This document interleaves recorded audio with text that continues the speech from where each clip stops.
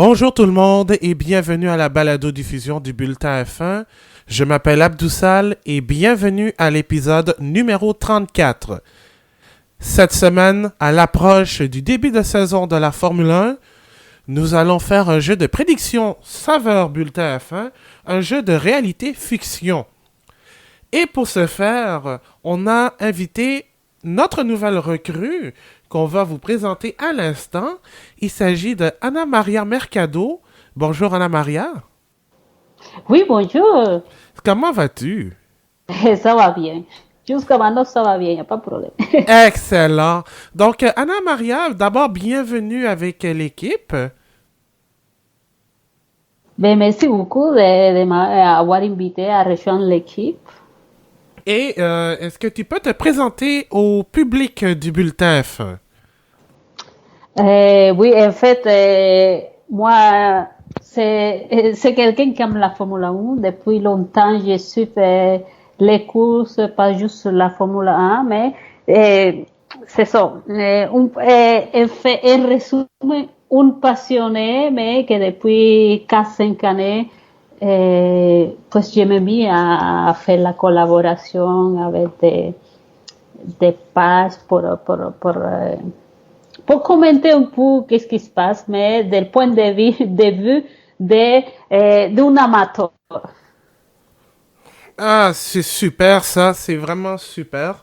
Donc, on est très content de t'avoir avec nous, puis surtout que ça va amener beaucoup de diversité dans les opinions parce que, oui, on a eu beaucoup de discussions sur la F1 avant. Et est-ce qu'on peut te suivre sur les réseaux sociaux? Et oui, sur les réseaux sociaux, ils vont me trouver en Instagram comme Ana Maria Mercat et Twitter aussi, c'est Ana Maria Mercat. C'est pas difficile à me retrouver. Il n'y a pas beaucoup de fans qui font ça. Ah oui, mais c'est bien d'avoir du monde, autant hommes, femmes, peu importe le statut qu'on porte, qui adore la Formule 1. C'est ça qui rend le sport intéressant, c'est que n'importe qui peut regarder ça sans être jugé. Donc, non, je suis vraiment content de t'avoir dans notre équipe, en fait. Puis, j'ai Mais hâte oui, de... une petite chose, c'est que c'est la première fois que je fais ça en français, en fait. J'ai appris le français au Québec, j'habite à Québec depuis longtemps, ici à Montréal, mais des fois, parler français, on a les gros accents, des fois, le monde ne comprend pas très bien, mais c'est ça. Ah, et puis justement, maintenant que tu parles de ta première fois en français, tu as aussi un podcast, tu participes à un podcast en espagnol. Oui, j'ai mon podcast en espagnol, je participe depuis longtemps en des podcasts avec des Espagnols en Espagne, mais depuis 12 ans, j'ai fait mon propre podcast, ça s'appelle Bandera Azul, mais c'est juste en espagnol. Et on mettra le lien évidemment sur notre site web bulletinf1.com ainsi que sur les réseaux sociaux pour ceux qui parlent espagnol évidemment, qui voudraient avoir d'autres informations sur la F1, d'autres opinions, points de vue, mais dans une autre langue aussi. Donc on va mettre le tout sur notre site et sur les réseaux sociaux aussi. Alors, es-tu prête pour commencer, Ana Maria? Et oui, j'ai pas le choix. Parfait, exactement. Donc, mesdames et messieurs, démarrez vos moteurs. C'est un départ.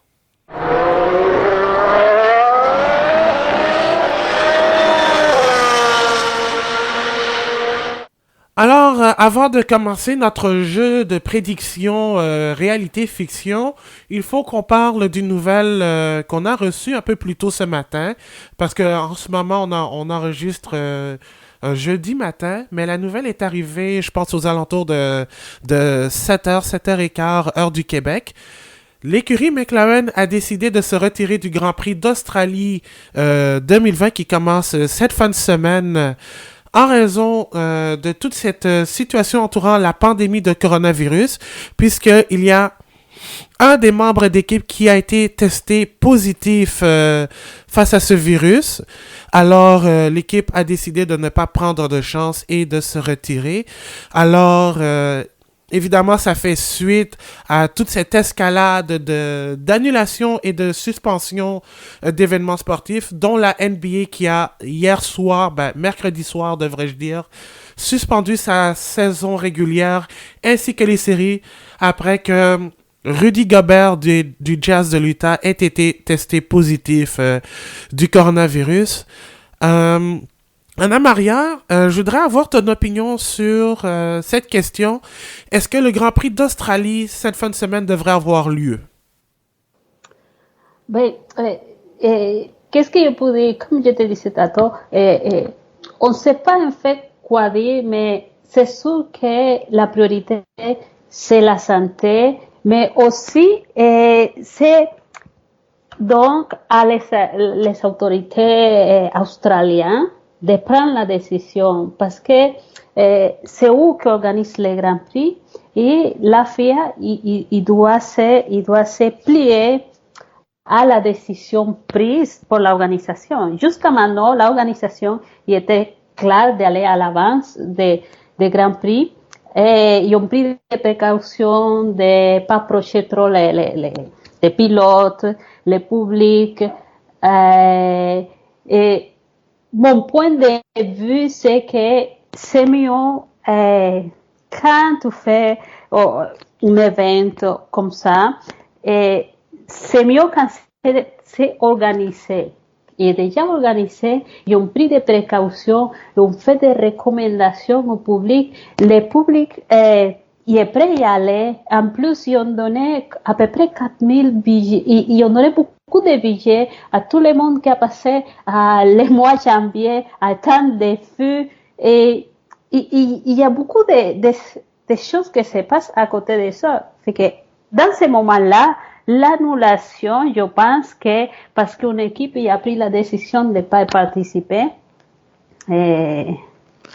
ça devrait pas se prendre à la légère, mais il faut une décision plus claire. C'est pas juste parce que l'équipe a dit qu'ils vont pas participer, parce que regarde, c'est pas le même cas, mais Indianapolis 2005, il y avait 7 équipes qui n'ont pas pris le départ pour question de sécurité, mais quand même, la course il était faite. Mais maintenant, en Australie, il y a plein de monde qui est prêt à y aller. Il est prêt à y aller, il est prêt à participer. Et c'est les autorités qui contrôlent la situation. Mais je ne vois pas pourquoi si les autorités australiennes sont prêtes à aller de l'avance, les équipes doivent dire non. Moi, personnellement, je trouve justement que la FA exactement aurait dû prendre la décision bien en avance, compte tenu de la situation, parce que c'est sûr que c'est quelque chose qui évolue de jour en jour. Mais moi, je pense que là-dessus, je viens de lire que en fin de semaine, justement, là, il y a la première course de la saison en IndyCar, puis il vient de, je pense, le maire de Saint-Pétersbourg, là où a lieu la course, vient de dire qu'il n'y a aucune admission générale. Donc, ce sont des décisions qui sont prises à la dernière minute parce qu'on ne sait pas quand est-ce que ça se peut. Mais dans le cas de la Formule 1, c'est un championnat du monde. Ils ont déjà pris la décision de ne pas aller en Chine et probablement pas au Vietnam. En Australie, là où justement il y a un cas qui vient de se produire, moi je trouve qu'ils ont un peu niaisé dans cette situation. Donc, maintenant qu'il y a une écurie qui, bon, même si elle est arrivée, que la situation s'est produite, devrait agir en conséquence. Et peut-être ne pas attendre que, justement, avec 300 000 personnes sur 4 jours, 300 000 personnes sur 4 jours, c'est quand même beaucoup, là.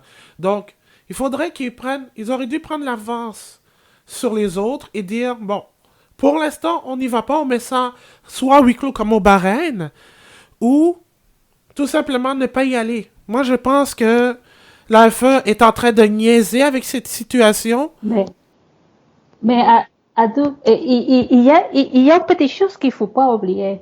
Et derrière tout ça, il y a des contrats qui sont signés. Il y a des contrats et personne ne vous paye l'argent. Mais en Chine, il était annulé, mais la FIA il a attendu jusqu'à ce que les autorités chines annulent. Parce que c'est lui qui annule, c'est lui qui va prendre les risques. Fait que en Australie, mais la Formule 1 comme tal, Liberty, la FIA, il ne peut pas prendre des décisions tout seul parce que il faut avoir clair que pour avoir un Grand Prix, les pays, il y a beaucoup d'argent qui est payé pour ça. Fait que il y a des compromis. C'est sûr que c'est une situation spéciale, mais je pense que la FIA, Liberty, ils vont pas annuler, mais si les pays autres, ils prennent pas la décision avant. Parce que Bahreïn, il a pris la décision à faire la course sin public, mais c'est pas la FIA qui a pris la décision. C'est le circuit qui a pris la décision. Jusqu'à maintenant, même Formula 1, il n'y a rien dit. Il n'y a pas lancé d'opinion. Liberty n'a pas lancé d'opinion. Ils ont confirmé, ils ne font pas d'opinion sur ça. Ouais. Et c'est un bon point que tu amènes concernant les contrats parce que c'est quelque chose qui est très, très, très touché, je te dirais. Parce que des contrats, ça vaut énormément de millions. Et c'est en plus, les droits de télé aussi. Hein. Il ne faut pas oublier qu'il y a des droits de télé qui sont payés de réseau. Pardon, c'est vrai exactement aussi. C'est pour ça aussi que, en autant que je pense que la F1 niaise, je comprends aussi la situation concernant les contrats, les droits télé, parce que, pardon, ce sont des millions perdus. Mais je me demande en même temps si on pourrait pas faire une exception. Je sais que c'est très utopique comme proposition, mais de tout geler, de dire comme si de rien n'était, mais c'est vrai que ce serait très très compliqué. Oui, c'est quelque chose de très compliqué. Même maintenant, même si McLaren a dit qu'il ne participe pas, c'est juste qu'ils vont prendre le risque que si la course y a lieu, ils vont pas avoir de points. Ils vont faire comme si ils n'avaient pas participé, c'est sûr. Ils vont pas avoir d'indemnité pour partir de la FIA pour ça. C'est ça ce qui va se passer. Comme c'était à Indianapolis. Les équipes qui n'ont pas couru, c'est juste qu'ils n'ont pas eu de points, ils n'ont pas eu rien. C'est une course perdue. Mais c'est sûr, personne ne prend de l'argent et McLaren se retire. Jusqu'à maintenant, je pensais que c'était Ferrari le premier d'avoir un cas positif ou quelque chose parce que c'est le point rouge de Maranello que ça a commencé en Italie. Oui. Mais pour part de la escudería, ça va. Et je pense que si vont de l'avance, Ferrari il se retire pas. Et si Ferrari il se retire pas, pues Mercedes il va pas se retirer non plus. C'est vrai.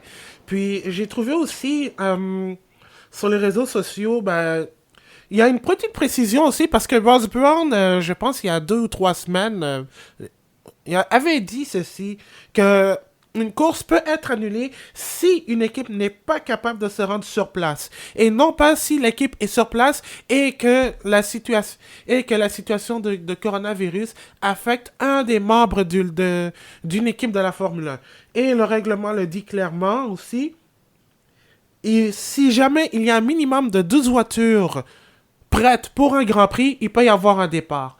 Donc, ça aussi, c'est ce qui joue peut-être en la faveur de la Formule 1, de la FOM et tout, parce que tant et aussi longtemps qu'il n'y a pas des écuries qui se désistent, tant qu'il n'y a pas un minimum, tant qu'il n'y a pas 12 voitures et plus qui sont sur la grille de départ, il y aura un départ. Il y aura une course en Australie. Donc ça aussi, c'est ce qui risque de peser la balance aussi. Sí, exactement. Y jusqu'à maintenant, la FIA, ils prennent pas de décision parce que les dernières informations qui étaient données, c'est qu'ils attendent, ils surveillent la situation. Pourquoi? Parce qu'ils vont pas prendre la décision d'annuler si la organisation du Grand Prix d'Australie il va de l'avance. Et depuis ce que j'ai vu depuis le soir, parce que là-bas c'est le matin, ici c'est la nuit, dans les Twitter des Grand Prix d'Australie, ils font comme de rien. Ils suivent les événements, ils présentent des personnages, il y avait Robin Williams, il y avait Barrichello, mais ils sont, je pense qu'ils sont pas prêts pour annuler. Non, mais en plus, ils ont même donné des conseils sur comment bien se protéger, évidemment, toutes les questions de sécurité, ce que personnellement je trouve on devrait apprendre. On apprend depuis un très jeune âge, mais c'est parce que ce sont des standards qui ont été oubliés au fil des ans, ou même encore maintenant, là.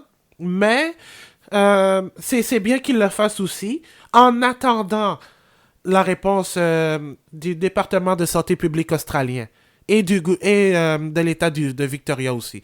Donc, ça, c'est une situation qu'on va suivre en long et en large, parce que peut-être qu'il y aura un Grand Prix, peut-être que ce sera à huis clos, ou bien tout simplement que la prochaine course sera la semaine prochaine au Bahreïn, ou bien même dans 2 mois, tout dépendamment de ce qui se passe. Donc ça, Au Canada. Ah ouais, aussi, au Au Canada. Canada, parce qu'ici, il n'y a rien annulé, il n'y a rien d'annulé, et les frontières, ils sont ouvertes. Bon. Encore, il y a des avions de Chine qui arrivent, comme si de rien. Ouais, aussi. Donc, écoute, si la saison débutait au Canada, ce serait bien. La première course de la saison de Formule 1 au Canada, ce serait bien. Mais évidemment, c'est une situation qu'on va suivre de tout près. Donc, voilà, c'est ce qui complète le segment coronavirus. Maintenant, on va passer maintenant au jeu de prédiction que j'ai concocté, en fait, qui s'appelle Réalité et Fiction. Donc, comment ça va fonctionner, réalité ou fiction? J'ai 15 questions. 15 questions, on va dire. 15 affirmations. Et chacun d'entre nous va dire si c'est une réalité ou fiction et va expliquer pourquoi. Donc, c'est assez simple. J'espère que je ne vous ai pas perdu en longueur de chemin, mais vous allez comprendre un peu. Donc, es-tu prête, Amna Maria? Oui, je suis prêt. Excellent. Donc, on va commencer par une facile. Lewis Hamilton dépassera la marque de 91 victoires à Silverstone. Parce qu'il faut expliquer, Lewis Hamilton, contre 84 victoires, se retrouve au 2e rang des plus grands nombres de victoires. Un record que Michael Schumacher détient depuis maintenant 2006. Et Hamilton, avec la Mercedes qu'elle a, semble être plus prête que jamais. Alors, Anna Maria, réalité ou fiction? Fiction. Fiction? Oh! Oui, mais parce que il y a des courses annulées, peut-être Vietnam, Chine, et on ne sait pas qu'est-ce qui s'en vient avec Ferrari. Ah, oui, aussi. Donc, oui, non, c'est vrai, c'est un très bon point aussi, là. Donc, si jamais il y a des courses annulées, puis on sait jamais ce qui va se passer aussi. Concernant la tenue de la course chez Mercedes, est-ce qu'ils vont avoir un bon début de saison? Est-ce que Ferrari va lâcher les pleins potentiels? Ah, oui! Ouais, s'ils font pas du sandbagging aussi, là, comme ce que Mercedes prétend faire aussi, là, depuis l'année passée. Donc, oui, moi, je pense, honnêtement, que ce sera une réalité. Bon, admettons que il n'y a pas de course annulée. Moi, je vois Mercedes débuter la saison en Lyon. Je pense que c'est une équipe qui est très bien préparée. Je sais qu'il y a eu quelques problèmes de fiabilité avec le moteur, mais qui ont sûrement été réparés. Moi, je pense que Hamilton est même mieux préparé que jamais. Il sait ce qu'il attend. Donc, moi, je pense que d'ici peut-être même le Grand Prix de Grande-Bretagne, admettons que, par exemple, Ferrari gagne à Montréal, que Red Bull joue les troubles fêtes à Monaco, par exemple, Hamilton devrait arriver avec peut-être sa 8e victoire de la saison à Silverstone. Moi, c'est ce que je vois personnellement. Donc, est-ce que tu avais d'autres choses à ajouter? Non, non, c'est correct, c'est correct. Excellent. Donc, deuxième affirmation. D'ici le Grand Prix d'Autriche, Red Bull aura remporté au moins une victoire en 2020. Parce que l'année passée, au Grand Prix d'Autriche, Max Verstappen a remporté la première victoire de la saison de Red Bull et s'en est suivi 2 autres victoires en Allemagne et au Brésil.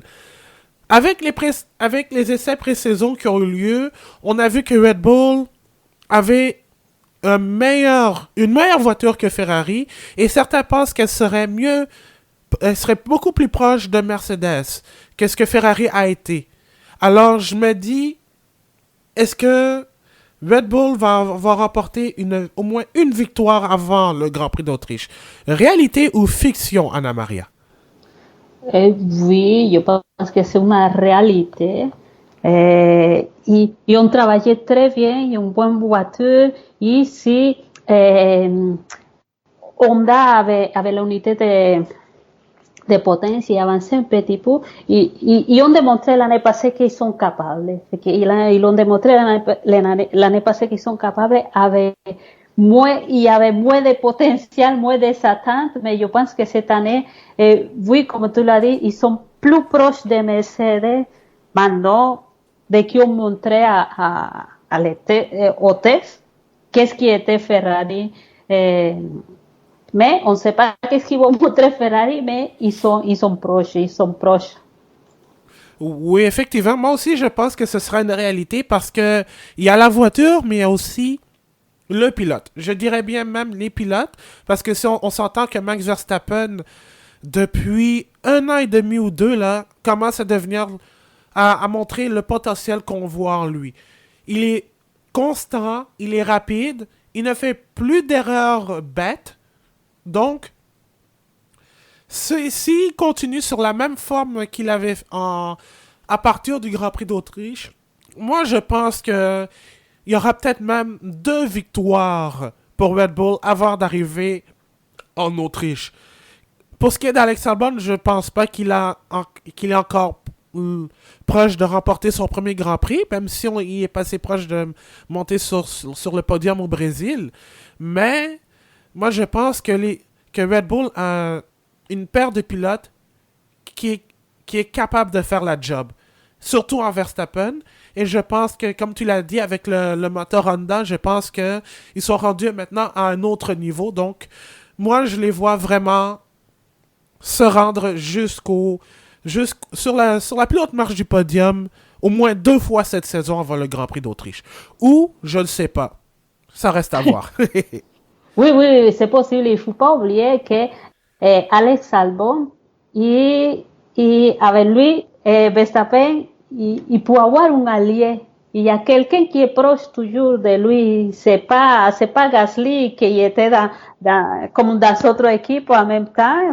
C'était Verstappen qui allait à l'avance tout le temps, mais Albon il a démontré qu'il peut aider l'équipe plus que ce qu'il faisait Gasly quand il était là. Ouais, parce que c'est vrai que Gasly manquait beaucoup de confiance en soi dans la première moitié de saison.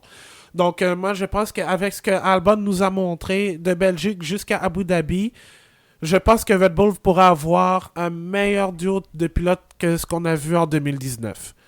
Donc, je pense qu'on est tous les deux d'accord sur le fait que Red Bull va gagner au moins une victoire en 2020 avant le Grand Prix d'Autriche. Troisième affirmation, comme en Hongrie 2019 et à Monaco, on aura droit à un beau duel entre Lewis Hamilton et Max Verstappen dans au moins un Grand Prix en 2020. Parce que, comme je l'ai mentionné, Monaco et Hongrie l'année passée, on a vu un beau duel entre Lewis Hamilton et Max Verstappen. Personnellement, j'ai adoré celui au Grand Prix d'Hongrie où on a vu Hamilton vraiment pousser à fond pour battre Max Verstappen qui était en pole position. Alors, moi, je m'attends à ce on s'attend tous à ce que on assiste à un duel entre les deux meilleurs pilotes du plateau en 2020. Réalité ou fiction, Anna Maria?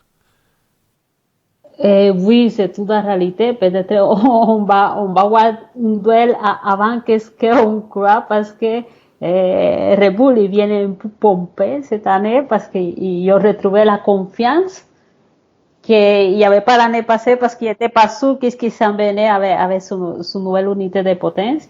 Mais c'est sûr qu'ils vont, c'est plus sûr qu'il les fasse Verstappen y Hamilton à que les fasse Vettel y Hamilton. Oui, exactement. Et je pense que exactement ce que tu dis avec le moteur Honda, la constance de Verstappen, moi aussi je dis réalité.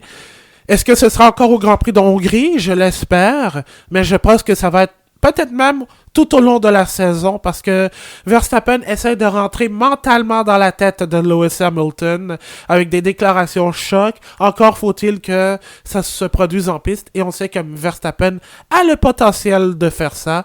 Maintenant, sans faire d'erreurs bêtes et stupides, comme bon, c'est des erreurs de jeunesse, comme il c'était une recrue et tout là. Donc, je pense qu'il a pris de la maturité. Donc, moi, je m'attends à voir un beau duel cette saison entre les deux meilleurs pilotes du plateau. Oui, Max y a eu la maturité y Hamilton y a perdu l'habitude. Ah, surtout avec ses pneus.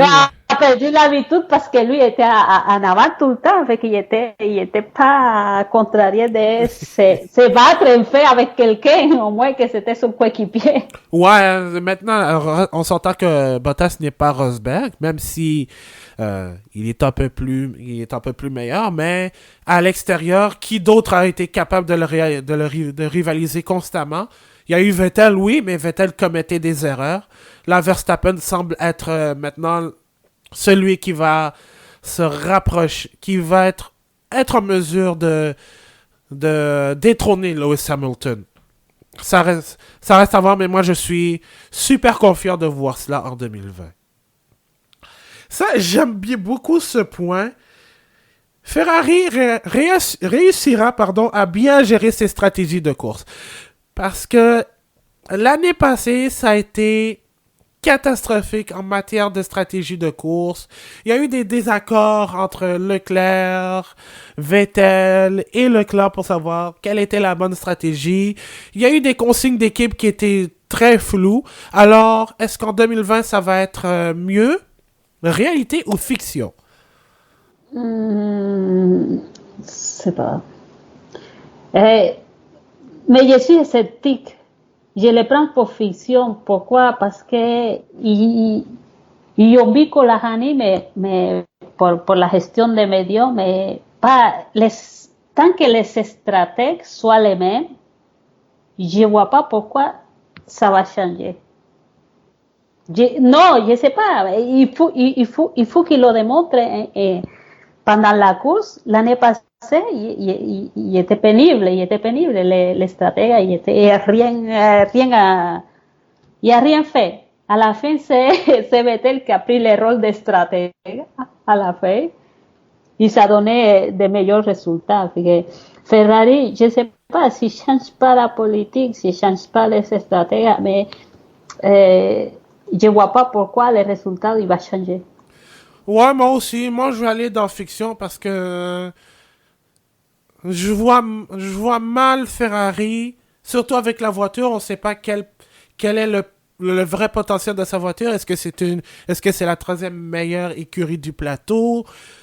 Mais admettons que tiens, ça tombe sur leur jour, il y a un doublé, et là, qu'est-ce qu'ils vont faire? Est-ce ils vont dire bon, ils vont prendre la bonne décision? Est-ce qu'ils vont être plus est-ce qu'ils vont être beaucoup plus conscients de ce qui s'est passé? On ne le sait pas parce que Ferrari, ça peut être une boîte à surprise. Puis parfois moi je dis cette écurie, parfois elle est têtue.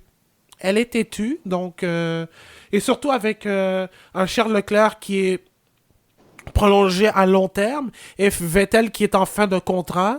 Peut-être qu'il y a, pour les deux, il y a deux enjeux différents. Donc, au lieu de faire tout ça individuellement, il va falloir travailler collectivement. Donc, peut-être que ce ne sera pas le cas pour Ferrari. Non, il faut voir, parce que la seule option de Ferrari, c'est travailler ensemble, ce qui se passait pas l'année passée. Ils ont travaillé chacun pour son compte et ils ont laissé les pilotes faire n'importe quoi aussi. C'est sûr qu'on n'aime pas les autres d'équipe, mais ils ont perdu des courses. Ils se sont sortis les deux ensemble. Et chacun il faisait ce qu'il voulait. Ils ont oublié Hamilton. Ils ont oublié. L'année passée, c'était parfait pour essayer de gagner. Mais ils ont oublié complètement Mercedes. Ils se battaient entre eux-mêmes dans l'équipe. Oh oui, puis en plus, le meilleur exemple, justement, ça a été en Russie. Bon, c'est vrai qu'il y a eu l'abandon de Vettel, mais il y a Vettel qui passe Leclerc, il y a la voiture de sécurité, euh, il y a Vettel qui dit, que Leclerc vienne me chercher pour qu'on puisse échanger les positions. Donc, ça a créé un maudit bordel pour citer Mais, mais, Marie-Chantal Toupin. oui, mais c'est pas juste ça, c'est aussi les déclarations des pilotes. Vettel, il a tenu comme un petit pouce à bouche, mais dans la course, il se laissait pas faire. Mais il faut comprendre que lui est très, 4 fois champion. Il faut comprendre son position, il va pas redonner sa place comme ça. Mais Leclerc était très critique à chaque fois qu'il parlait au médias, il était très critique en face de l'équipe, il était jamais sa faute, et je vais faire ce que je veux, j'ai le droit d'aller à l'avance, j'ai le droit de me battre. Mais oui, c'est ça, ils ont trop donné de liberté. Et c'était pas l'habitude. On parle à huis clos, comme le fait Mercedes, Toto Wolff, ils contrôlent tout le monde. Si se passe quelque chose, ils vont parler ensemble, ils vont chercher la solution, mais on ne retrouve pas de plaintes hors de l'équipe. C'est ça. Et justement, j'espère que, justement, avec tout ce que tu dis, Ferrari va apprendre de leurs erreurs parce que si ça continue comme ça, ben, écoute, ça se peut même qu'à un moment donné, Racing Point devienne la troisième meilleure équipe du championnat parce qu'ils ont tellement bousillé des opportunités que les autres ont su en profiter. Donc, moi, je me vois mal voir Ferrari améliorer leur statut, en fait. Donc, c'est pour ça que je dis fiction. Puis je pense qu'on est même d'accord tous les deux dans cette Oui, oui, situation. on est bien d'accord avec ça. Oh oui. Cinquième point. On en parlait un petit peu tout à l'heure. Alex Albon aura une meilleure première moitié de saison avec Red Bull que Pierre Gasly. Parce que, bon, Albon est arrivé avec Red Bull lors du Grand Prix de Belgique, en échange de Pierre Gasly qui est retourné avec Toro Rosso. Donc, Gasly, l'année dernière, n'a pas connu de bons Grands Prix, a même malheureusement eu 2 accidents lors des essais hivernaux en 2019. Son meilleur résultat, je pense, c'était une 5e place à Monaco, mais dans une course où il était seul au monde. Et là, avec ce qu'on a vu, Albon était dans une course pour le podium au Brésil avant d'être accroché par Lewis Hamilton. Donc, réalité ou fiction, Albon aura une meilleure première moitié de saison avec Red Bull que Gasly l'année passée. Oui, ça c'est sûr, c'est sûr. Mais, mais l'année passée, quand lui a commencé avec Red Bull, il y avait de meilleurs résultats que ce qu'il avait fait Gasly dans toute la première moitié de la session. Ah, c'est clair. Moi, je suis d'accord avec toi aussi. Donc, réalité, je pense que Albon a prouvé qu'il peut être solide. Et en plus, l'année passée, c'était sa première saison en Formule 1. Il n'avait pas roulé avant le mois de février 2019, pardon. Puis, il s'est comporté comme une vraie bonne recrue. Puis, il a fait un peu mal paraître Gasly avec Red Bull. Donc, moi, je m'attends à ce que ça continue encore cette année. Donc, moi, Oui, oui, c'est réalité, c'est sûr que Albon il va donner de bons résultats. Il a démontré ça, il fait bien les choses.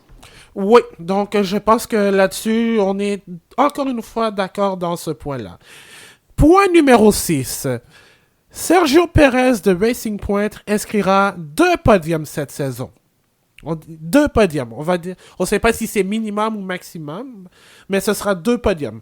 Parce que Racing Point est arrivé avec avec un châssis, la RP20, similaire à la W10, le châssis victorieux de Mercedes l'année passée, et a montré de très très bons résultats lors des essais. Elle s'est montrée rapide et fiable, et on sait tous à quel point Perez est capable d'être opportuniste. C'est quelqu'un qui a le talent pour bien gérer les pneus. Donc, si jamais la Racing Point continue, ben, si la Racing Point est ce qu'elle a montré lors des essais, peut-être que Perez va monter 2 fois sur le podium. Réalité ou fiction? Mm. Y je suis sceptique, mais on va dire que peut-être oui, réalité. C'est possible, c'est sûr. C'est pas que c'est pas possible. Ils ont démontré qu'ils ont fait un bon travail dans la voiture. La seule chose, peut-être Stroll aussi pour nous surprendre. Et pour nous surprendre parce que oui, Pérez est capable, on sait qu'il s'est profité, mais la seule chose c'est que l'année passée, on a vu, oui, Stroll, il y a de la difficulté en qualification, mais c'est un pilote qui était mieux dans la course que Pérez. Même si Pérez il était à l'avance, mais lui, il a fait mieux la remontée, il tenait mieux la voiture, il roulait plus longtemps, et des fois, il faisait qu'un seul arrêt, et c'est ça qui lui fait aller un peu à l'avance, mais je pense que Pérez est bien capable. Oh oui, moi je pense aussi, pardon, réalité pour moi du côté de Perez. Je dis pas nécessairement que ce sera des courses à forte attrition comme on l'a vu peut-être au Brésil ou en Allemagne. Moi, je pense que ça pourrait même être lorsque la voiture sera bien structurée dans une course où comme on l'a vu par exemple, si je me souviens bien. Dans le temps où ça s'appelait Force India en 2009, lorsque Giancarlo Fisichella a obtenu la pole position et est monté sur le podium ensuite, la voiture était bien réglée et tout. Peut-être que ce sera encore le cas dans l'ère Racing Point. Donc, moi, je vois, en plus, avec un pilote comme Perez, comme j'ai dit, très opportuniste, très, très bon avec les pneus. Donc, lorsque tout va bien, Perez est capable du meilleur. Et comme tu l'as dit, peut-être que Stroll pourrait nous surprendre aussi. Hein? Moi, je le vois pas sur le podium, mais il pourrait afficher de bons résultats et prouver que la Racing Point est une voiture excellente. Donc, moi, je me dis... Y pour prouver que la Racing Point es una voiture à l'altura, mais lui aussi, il peut prouver qu'il est capable. Avec les bons autos. Pourquoi? Parce que oui, il est très critiqué et tout, mais il n'y a pas eu de bonne voiture jusqu'à maintenant. Il a commencé avec Williams. Et quand il y avait la Williams les premières années, quand même, il a fait un podium. Il était là. Il était là. Le monde dit, oui, c'est une loterie, mais oui, il était là. Mais aussi l'année passée, en Allemagne, il y a beaucoup de autos qui se sont sortis, il y a beaucoup de crashs, mais lui, il était là. C'est ça. C'est ça. Donc, c'est comme on dit, il faut savoir créer sa chance. Donc, Perez et Stroll sont 2 pilotes qui sont capables d'être prudents. C'est sûr que, bon, Perez, justement, dans le cas du premier podium de Stroll, c'est parce qu'il y a eu un accrochage avec son coéquipier. Mais, en temps normal, Perez est quelqu'un qui sait, qui sait trouver l'opportunité. Donc, moi, je comprends pas les gens qui disent « Ah oui, mais il a été chanceux et tout. » Mais il y en a qui sont chanceux, mais qui sont capables de ruiner leurs occasions. Oui, Et je vise personne qui est je vise personne qui était dans l'alignement en Formule 1 en 2019 en passant. non, Donc, non, non, il y a personne, on ne signale pas personne, mais je dis, pour avoir la chance, il faut être là. c'est ça. Si n'était pas là, si on était plus loin que ça, il n'y a pas de podium. Ah non, c'est clair. Moi, je pense que moi, je vois Racing Point sur le podium, surtout grâce à Perez. Je trouve pour amener des points très importants pour l'équipe aussi. Et justement, c'est le point que je veux amener. Lance Stroll atteindra la Q3 à plus de 2 reprises cette saison. Parce que Stroll, son point faible, on s'entend tous, ce sont les qualifications parce qu'il a été éliminé à plusieurs reprises en Q1. Il a atteint, je pense, la Q3 en Azerbaïdjan et en Italie. Oui, l'année passée, il y a réussi une fois Ouais. aller à Q3, mais je ne me rappelle pas la course, mais une seule fois. Mais les premières années, oui, mais c'est que Stroll, quand il y a de l'eau, ça va très bien. Oui. Oui, il était très bon. Il est très bon sous la pluie aussi. Donc, il s'est rendu en Q3 à Monza sous la pluie. Il s'est qualifié quatrième, parti deuxième aussi. Donc, réalité ou fiction, Lance Stroll va atteindre la Q3 à plus de 2 reprises cette saison. Outre, ben, évidemment, Monza et Bakou. En réalité. J'espère qu'il va y avoir des Grands Prix avec de la pluie. Pourquoi? Parce que ça va mieux en qualif pour lui. Ah oui, oui, oui. Mais oui, les meilleurs chronos en Espagne que lui a fait, c'est parce qu'il était mouillé. Dans l'été cette année, il était surpris. Il dit, mais oui, il vole, mais oui, il est mouillé, c'est ça. Moi, personnellement, je vois Stroll. Je sais pas. Parce que j'ai suivi aussi les essais, même si j'étais au travail, mais j'ai regardé un peu le rythme. Je vois Stroll en Q3 à 2 reprises. Pas à plus de 2 reprises, mais au moins 2 reprises. Mais pas à plus, mais à 2 reprises. 2 reprises, là où justement il risque d'avoir de la pluie, ou bien même à Monza ou à Bakou. Mais moi, je le vois plus arriver en Q2. Parce que je pense que il y a je vois peut-être qu'il y a une légère amélioration sur son rythme en qualification sur des tours rapides. Mais je ne le vois pas avoir une grosse progression en termes de qualification. Donc moi, je sais pas. J'hésite à mettre réalité ou fiction là-dessus, personnellement. Parce que Stroll, ça peut être... il peut être surprenant, mais il peut être prévisible aussi. En termes de En rythme termes de rapide. qualif, Oui, exactement. Donc, en termes de qualif, mais je mets mon corps aussi. ouais. Donc, moi, je sais pas. Je suis entre les deux pour le moment. Je sais pas. C'est un point que j'ai amené, mais j'ai pas la réponse parce que je sais que le point fort de Stroll, c'est sa course, c'est son rythme de course, mais il s'est souvent placé dans des situations très très bonnes, mais en qualification, ça a été très difficile. Donc, pour moi, je pense qu'il va atteindre à 2 reprises cette saison la Q3, pas plus. Juste 2. Pour moi, réalité parce que, regarde, il faut.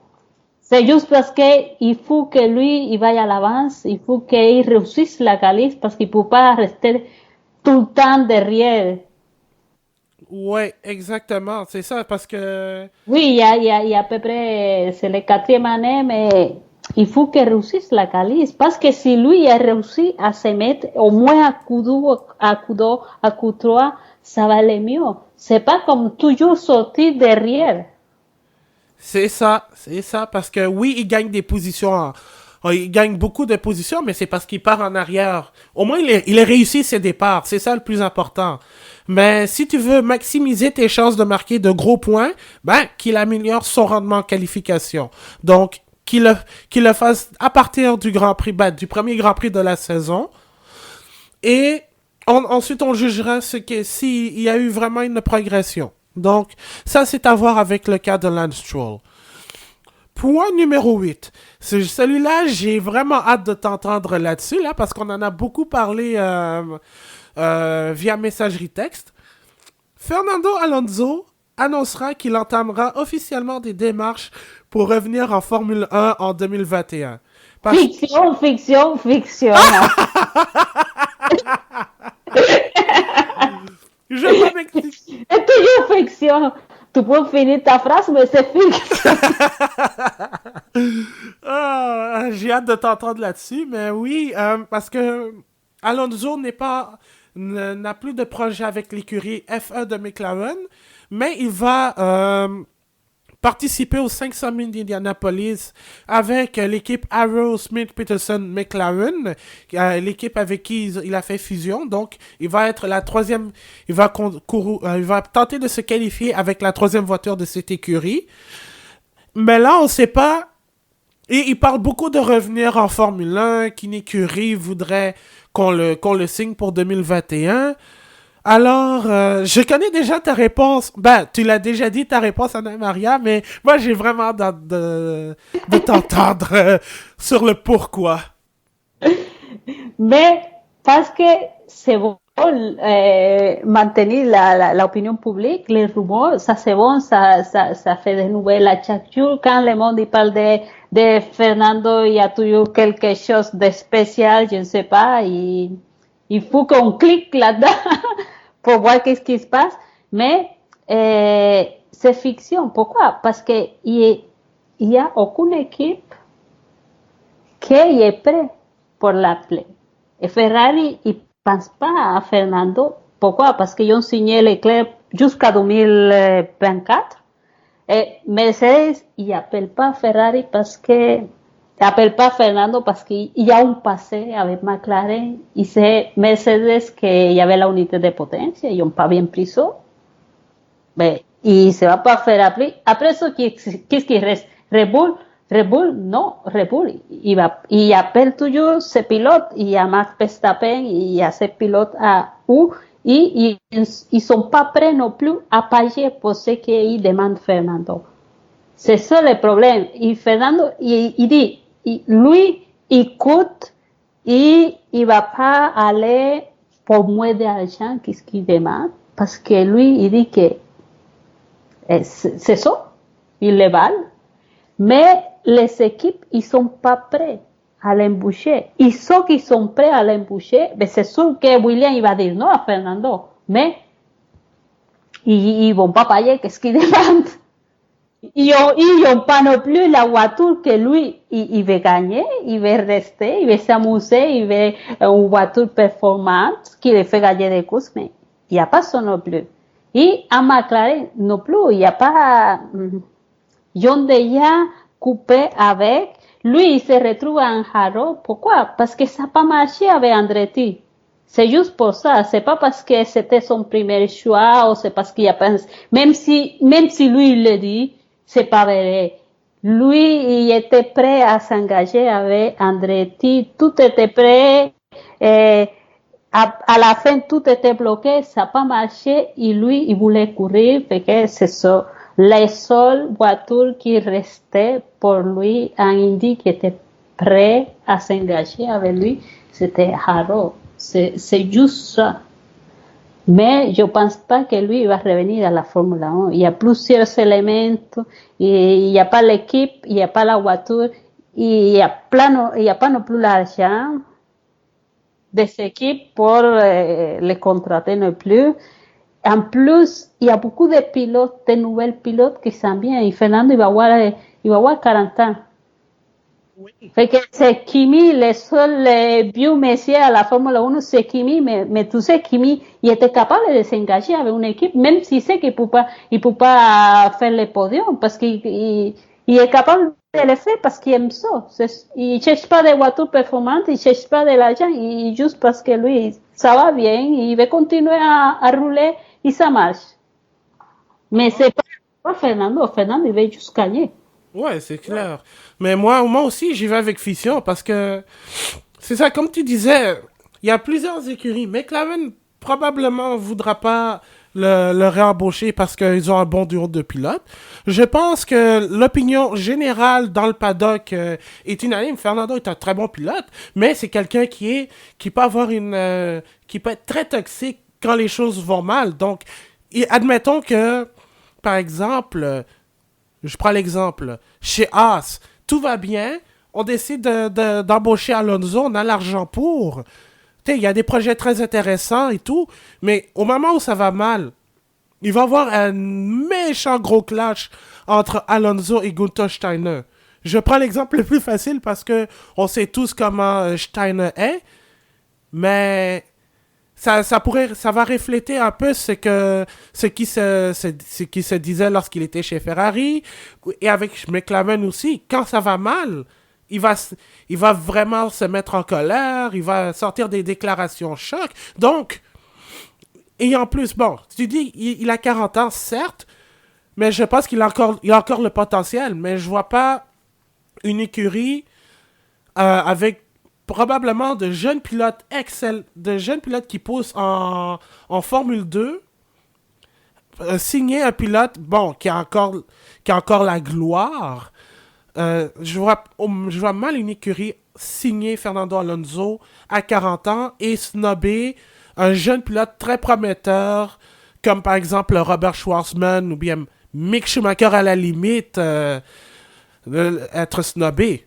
Donc, moi, je vois mal Fernando Alonso revenir en Formule 1. Il peut dire oui, oui, bon, moi, je veux revenir en Formule 1 et tout, mais qui voudra dire oui? Mais non, c'est ça, mais des fois je vais chicaner avec et déjà en Twitter parce que je dis oui. Ah, oui. Mais oui, parce qu'elle dit oui, mais j'y pense, mais peut-être ça m'attend. Mais non, n'importe quoi qu'est-ce qu'il dit, il dit une chose et après il dit une autre. Et après, mais c'est juste maintenir l'opinion publique. On parle de lui tout le temps, même si il juste fait la bicyclette maintenant, mais on parle. On parle de Fernando et ça. Ça c'est bien pour lui, c'est sûr. Côté marketing, c'est pas fait. On parle toujours de lui. Mais je ne le vois pas en Formule 1 pour tout ça que tu as dit, pour tout ça que j'ai dit, il y a pas place. C'est pas parce qu'il est pas bon, c'est pas pour ça. C'est parce que aussi, il y a aussi la question marketing. Maintenant, et McLaren, il travaille très bien. Après qu'il est parti, il y a pas les camarades dessous. Personne regarde qu'est-ce qu'ils font et ça marche, ça marche. Il y a la paix, il y a la tranquillité, tout le monde travaille bien. L'année passée, ils ont démontré que même avec les moteurs Renault, ça va plus mieux que l'équipe Renault.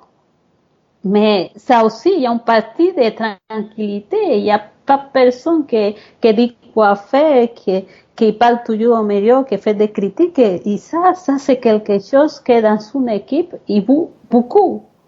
Voilà. Retrouver la paix. Voilà, exactement, en plein dans le mille. Donc, je pense qu'on est vraiment d'accord. Il n'est pas question qu'on voit Fernando Alonso en 2021 en Formule 1, même si on l'aime bien, Nando, là, est un très bon pilote. Mais non, je pense qu'il est temps de passer à autre chose, là. So, Alors, il va essayer la IT 500 et c'est ça. Il s'engage à... On va le suivre, mais d'autre côté que la Formule 1. exactement. Point numéro 9. Un des deux pilotes Alfa Romeo sera de retour avec l'écurie en 2021. et je n'ai pas spécifié lequel. Voici pourquoi. Parce que, tout d'abord, d'un côté, il y a Antonio Giovinazzi qui revient, a vu son contrat être prolongé pour une autre saison, mais apparemment, il aurait même pu ne pas revenir en 2020 à cause de son accident lors du Grand Prix de Belgique, alors qu'il était dans les points et il a envoyé sa voiture dans le mur. D'un autre côté, il y a Kimi Raikkonen qui finit sa deuxième et dernière année de contrat avec l'écurie suisse. Alors, je me dis, est-ce qu'il va y avoir un des deux pilotes qui va revenir? Réalité ou fiction? Mais oui, réalité. Réalité, mais ça ne veut pas dire que c'est Giovinazzi. Mais pourquoi? Parce qu'il y a Mick Schumacher. C'est sûr que si ça marche cette année à Formula F2, la porte d'entrée dans la Formule 1, ça devrait être Alfa Romeo. C'est l'équipe junior et Ferrari a le droit à un chase là-dedans. Maintenant, c'est Giovinazzi qui est là. Mais peut-être l'année prochaine, ça va être Mick Schumacher. Beaucoup, très probablement. Et Kimi quand même, il donne beaucoup à l'équipe. Tout le monde l'aime, lui, même s'il ne parle pas, s'il n'aime pas les journalistes. Ça marche bien, c'est le vieux Kimi, on l'aime toujours. Il se bat encore dans la course, même si c'est le plus vieux. Et même que Hamilton a dit que s'il s'en va, il va le payer pour qu'il revienne parce qu'il ne veut pas être le plus vieux. Mais Kimi, je pense qu'il reste. Et ça serait beau à voir aussi. Hein? On a vu Michael Kimi. Ça serait beau voir Kimi, le fils de Michael, jouer ensemble. Oh oui, hey, imagine un des plus jeunes, le doyen avec un des plus jeunes dans la même écurie. Hey, ce serait fou. Ce serait fou. Ce serait fou. C'est très plausible. Oui. Moi, j'y vais avec réalité. Pas nécessairement encore là, sans dire que si c'est Kimi ou Giovinazzi, pardon.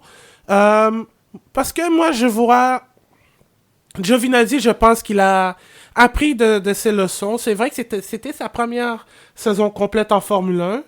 Il a appris.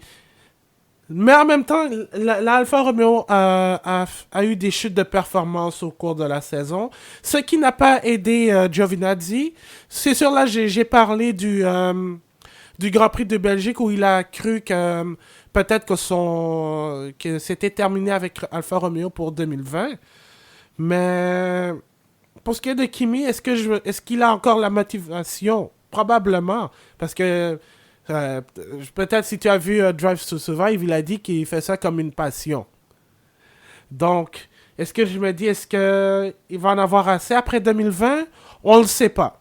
Et là, comme tu l'as dit, il y a Mick Schumacher qui arrive. Enfin, tout va dépendre de sa saison en Formule 2, mais il a déjà les points requis pour... il a déjà la super licence pour aller en Formule 1. Il y a Robert Schwarzman aussi, qui est un membre de l'Académie Ferrari aussi, qui a gagné le championnat de Formule 3 aussi, qui pourrait être un bon potentiel, tout dépendamment de comment la saison de Formule 2 va se disputer. Mais moi, je vois au moins un des pilotes rester avec Alfa Romeo en 2021. Qui? On ne le sait pas. Oui, on ne sait pas. C'est très probable. Oui, c'est vrai, mais on ne sait pas c'est qui.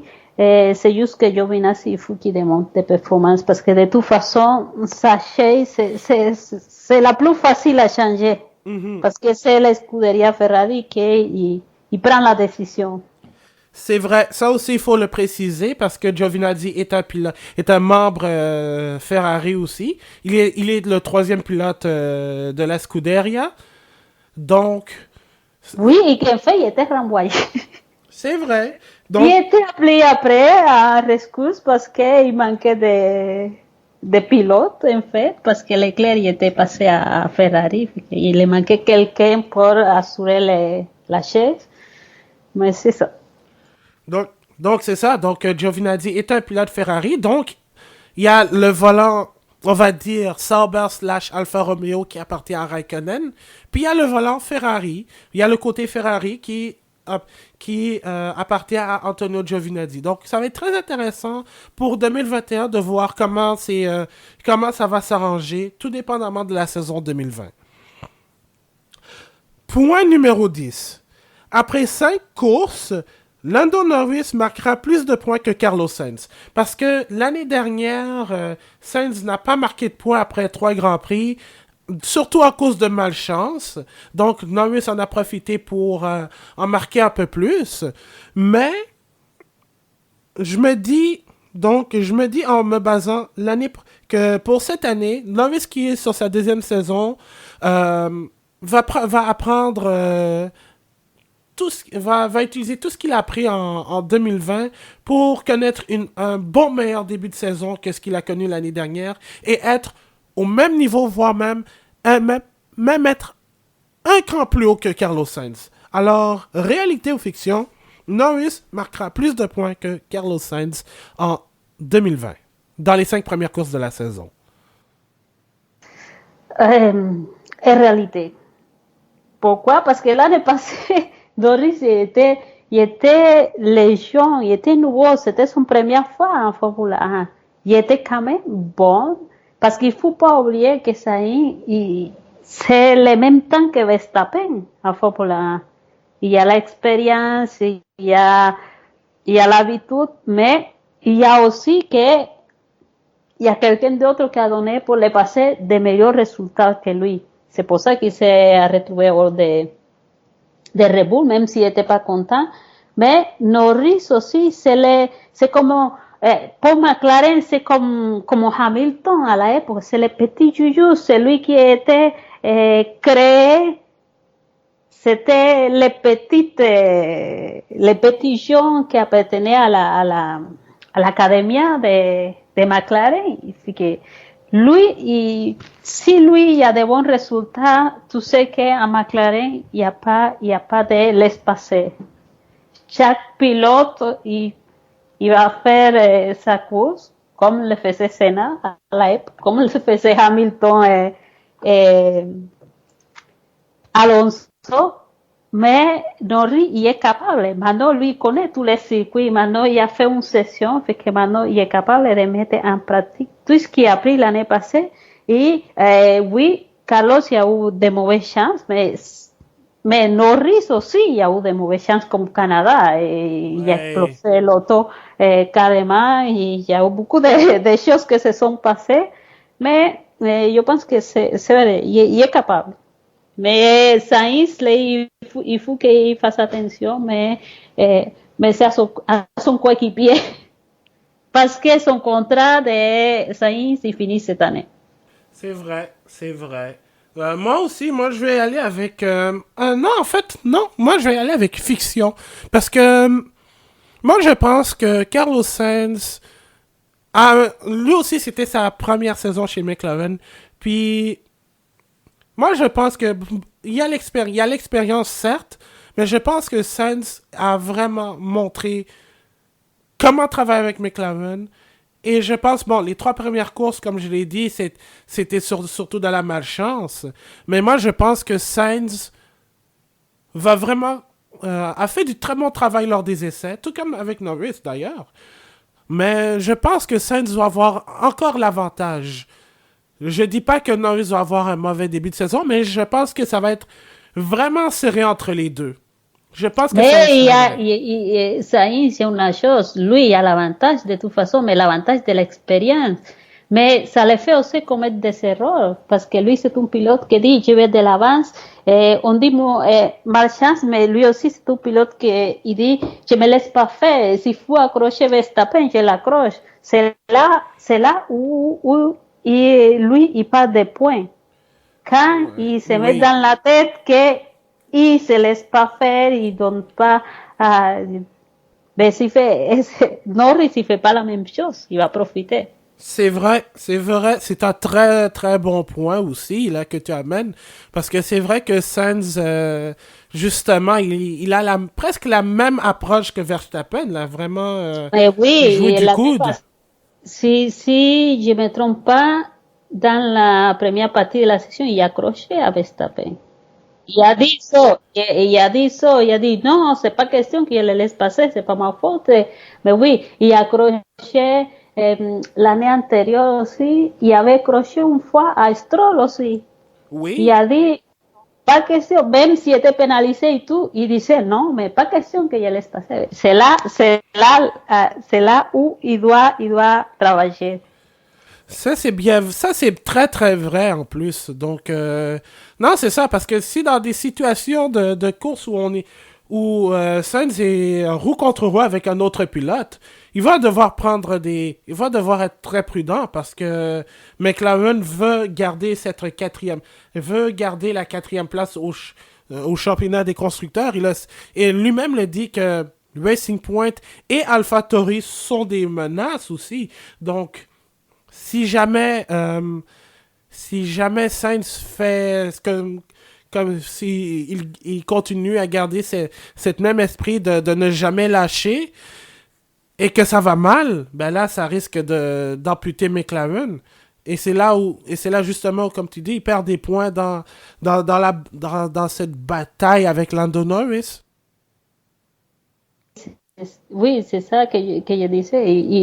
Y pour pas de points juste avec des petits erreurs, des petites choses. C'est pas juste parce que il a la expérience qu'il a l'avantage. Quand tu as l'expérience aussi, eh, tu pas comme, tu pas te confiance en toi. Mhm. Et c'est là où on peut faire des erreurs aussi. Exactement. Point numéro 11. La surprise de la saison sera Haas. Parce que l'année dernière, l'écurie a fini avec 28 points. Euh, donc, elle a fini pour 28 points cette saison. Et ça a été très compliqué. Donc, est-ce qu'on s'attend à une meilleure saison où ils vont revenir parmi le sommet du peloton? Réalité ou fiction? Fiction. Fiction? Fiction, je sais pas, je le vois pas. Aller mieux que l'année passée parce que c'est comme je compare beaucoup à la scuderia Ferrari. Si change pas de façon d'agir, ça change pas les résultats. Et c'est les mêmes boss qui crient tout le temps, c'est les mêmes pilotes qui font tout Ouais. ce qu'on sait tout le temps, fait que je vois pas comment ça va améliorer. Même si une bonne voiture, même si, comment ça s'appelle, euh, euh, pas Grosjean, Magnussen? oui, même si Magnussen, on sait que lui est capable de faire des choses quand il y a la bonne voiture, mais c'est des choses qui se passent, des petits erreurs de l'équipe, de stratégie, des fois c'est le pilote, fait que c'est toujours quelque chose qui se passe que si tout se fait bien, il gagne des points, mais il y a toujours dans chaque course quelque chose qui ne marche pas. C'est vrai. Et c'est pour ça que je crois pas que ça va aller mieux si ils ont rien changé. Il n'y a pas, tout est pareil, les mêmes pilotes, les mêmes stratégies, tout est pareil. Les mêmes approches, fait que si continue avec les mêmes approches, les résultats, ça va être les mêmes. Grosjean, il va continuer à faire les mêmes choses, ça fait ça depuis 2008. Ouais. Et ça va continuer à faire la même chose. Ça va pas changer. La surprise, c'est plutôt Racing Point, je pense. Ouais. Et moi, je suis d'accord. Fiction aussi, je vois mal. Je suis d'accord avec les points que tu amènes. Et moi, je vois mal As revenir vraiment comme ils étaient en 2018. Moi, je pense que il va avoir une progression, certes, mais un peu moins que ce qu'on pourrait espérer. Point numéro 12. Williams verra ses deux pilotes se retrouver dans les points en 2020. Réalité ou fiction? Non. Ficción, no. Ficción, la seule chose, c'est que ça se peut que Renault se retrouve derrière Williams, ça peut arriver, mais que Williams se retrouve dans les podiums, non. Non, non. Moi aussi. Non, non, il y a beaucoup d'autres qui sont en avant. Ferrari, Mercedes, Red Bull, ils font le monopole. Après, c'est Racing Point que peut essayer d'y aller, mais je veux loin William. Il y a beaucoup encore pour faire. Ouais, moi aussi, je suis d'accord. Moi, je vois mal voir Williams dans les... Ben, en fait, voir les deux pilotes se retrouver dans les points en 2020. Il y a une amélioration, comme avec Haas, mais je pense que l'écurie va rester peut-être dernier au championnat. C'est dernier ou sinon c'est Renault. Renault, c'est Renault, je ne sais pas. Je ne vois pas Renault même après la demi, la moitié de la saison, je vois Renault mal, mal. Ouais, ouais, je suis d'accord, je suis d'accord. Et finalement, les deux derniers points. Le premier, Sébastien Vettel prolongera son contrat avec Ferrari pour 2021 parce que, oui, son contrat se termine à la fin de cette saison. Alors, réalité ou fiction? Réalité. Oui, c'est possible. Réalité, parce que, pourquoi? Parce que ils ont montré que, ils ont dit déjà que sa priorité, c'est la rénovation de Vettel. Ils ne regardent pas dehors. Ils ne regardent pas un autre pilote pour le remplacer maintenant. Et si Vettel il est content avec son auto, et ça va bien, je ne vois pas pourquoi ils ne vont pas le rénover. Ouais. Moi aussi, personnellement, je ne pense pas que Vettel va partir ailleurs. Je pense qu'il va rester chez Ferrari pour une autre saison, surtout pour préparer la nouvelle ère. Donc, réalité pour moi. Et finalement, toujours en termes de contrat, Lewis Hamilton annoncera qu'il reviendra avec Mercedes en 2021. Ça, c'est, je ne sais pas quoi dire. Réalité ou fiction, ça dépend. Non, mais ça peut être réalité si il gagne un sitio. Si se compare à Schumacher, oui, pour rester parce qu'il va essayer de chercher un 8. Mais si c'est Ferrari qui gagne, peut-être Hamilton il va dire, je pense que je fais déjà, c'est ça. Quand il y a une équipe qui gagne, ça veut dire que il commence une nouvelle ère. Oui, oui, effectivement. Moi aussi, je pense que ce sera réalité. Je pense que Hamilton est vraiment bien avec Mercedes. Je sais qu'il y a eu beaucoup de rumeurs concernant des pourparlers qu'il a eu avec Ferrari pour venir avec l'écurie en 2021. Mais moi, personnellement, je pense qu'il est vraiment bien avec Mercedes. Je ne pense pas le voir ailleurs en Formule 1 qu'avec Mercedes. Je pense qu'il va terminer sa carrière avec Mercedes. Quand on ne sait pas, et je veux pas savoir quand exactement, mais je pense que il va finir sa carrière avec Mercedes. Donc, non, moi je pense vraiment que Vettel et Hamilton vont rester avec leur écurie respective. Oui, oui, ils vont rester.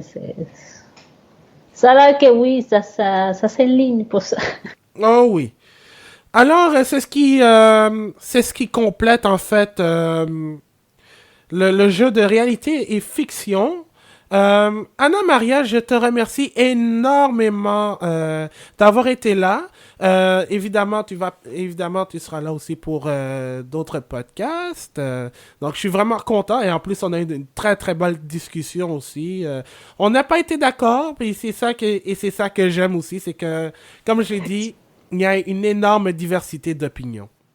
Oui, si on n'est pas d'accord, c'est ça la beauté de la chose, il y a des discussions. Ah oui, puis ça a créé surtout avec l'histoire de coronavirus, qu'on va évidemment suivre avec le bulletin F1. Oui, à suivre, le coronavirus est à suivre, la FIA n'a pas pris de décision, c'est là qu'il parle, mais c'est sûr que c'est les autorités sanitaires australiennes à prendre la décision.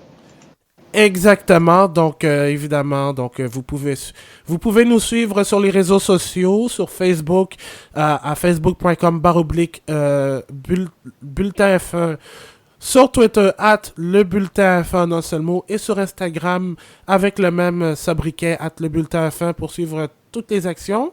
On a aussi notre site Bulletin F1 avec le guide de F1 2020 qu'on finit de préparer, peu importe ce qui va se passer en Australie.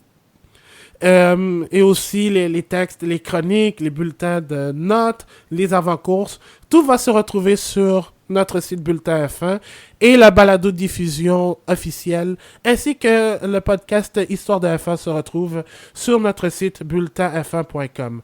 Et évidemment, le podcast va se retrouver sur toutes les plateformes de balado-diffusion préférées, donc Spotify, Google Play Music et Apple Podcast, entre autres.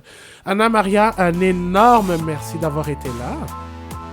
Merci à toi et merci à tout le monde qui va nous écouter. Et évidemment, vous pouvez suivre le podcast espagnol de Anna Maria sur les réseaux sociaux. On va mettre le lien sur le site et évidemment sur nos réseaux sociaux pour tous ceux qui sont adeptes de balado-diffusion en espagnol. Alors, je m'appelle Abdoussal.